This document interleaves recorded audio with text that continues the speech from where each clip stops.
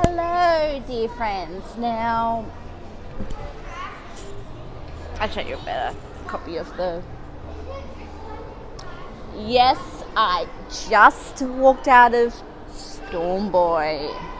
Now I'm back home in my usual theatre of Parramatta. I was originally going to see Aquaman for the fourth time, and I knew this movie was actually out yesterday at the time of this recording, which, for authenticity, was January 17th, 19. Now, I've been seeing a lot of buzz for this particular movie, and I am a big Jai Courtney fan, and yes, I have seen some Geoffrey Rush movies. Geoffrey Rush, most people would know him in Australia for his work on Shine. He was also in the Pirates franchise. Jai Courtney was part of Suicide Squad,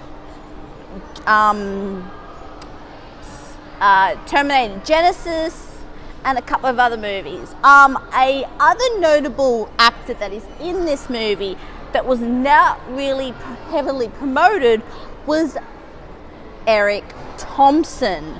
Now, that name is very familiar to me as a TV watcher. Now, he was, to a lot of people during the 2000s, as the father from Packed to the Rafters, which is a little funny because Jai Courtney actually made a very slight appearance on that particular TV show. Yeah. You watch that series and you think, man, you've gone places, Jai. Now, this movie is actually based on a novella. Unfortunately, I've never read the actual novella, and this is actually the second time this movie has been brought to the big screen. And yet again, with an older title, I felt like one of the youngest in the audience, which for me is not too bad. But it did feel like a lot of the audience was much older than me. Same thing happened when I went to see Saving Mr. Banks. In saying that, this movie will definitely tug at your heartstrings. This movie is a little bit on the annoying side. It does flash back from Jeffrey plays the older version of this boy here, and he is actually telling his grandchild a story about his life, which is where we jump back to see Jai and his son. He's getting into that age where he can actually play father roles. And he pretty much explains why he was a bit hesitated to do something that her father wants to do. And it's really beautifully put together. Usually when a movie goes back and forth between present day and in the past, it can be a little annoying, but having it done in the idea that he was telling his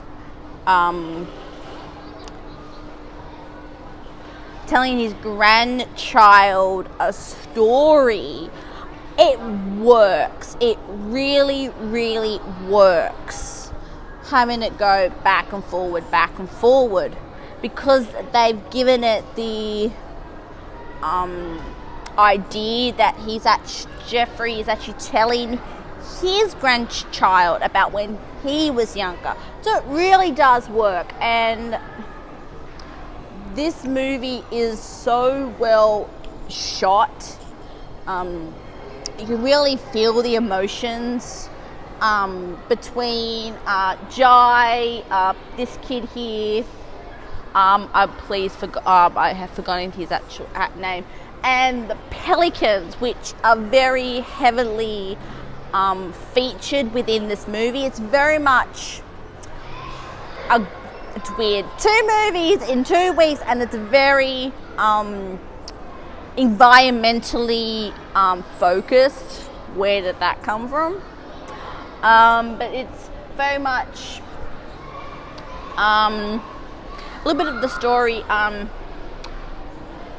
Hunters try to get into where Jai and his son have been living. It's sort of in a parkland off sort of a bluff in South Australia, and a pelican gets killed, and she leaves behind 3 of her chicks, and sort of Jai and mainly his son, which is Jeffrey, looks after these birds, pretty much hand raises them to when they're pretty much an adult.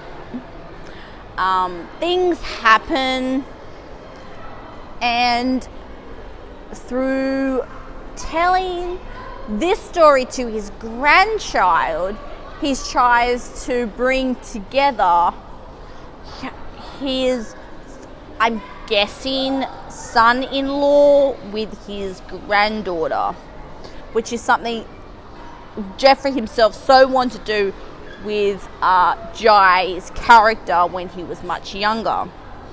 I think it is so a movie that can cross barriers, because in the screen I just came from a lot of grandparents are taking their children to see it. It's very much talking about the generational divide, but done in a really beautiful and sweet way. I love seeing a good Aussie movie. I believe this actually went to Cannes, and it was really well received. I love hearing that. I know it's too late to be considered for any awards, but hopefully the AFI has taken notice. The AFI is the Australian Film Industry Awards, have taken note. I would love this particular movie to maybe get a couple of awards there. I think this would definitely be a one that you could take someone, as I have never seen the book, but if you just want a beautiful time, a really big tearjerker, I cried this one. I'm a little sad. You can tell I'm a little puffy eye because I was crying towards the end of the movie. For that to happen in this type of movie, to me, I think it's brilliant. Have you seen Storm Boy? Please write down in the comment section below, and I can't wait to see what other Aussie gems I can find. And I shall see you very, very soon. Ciao.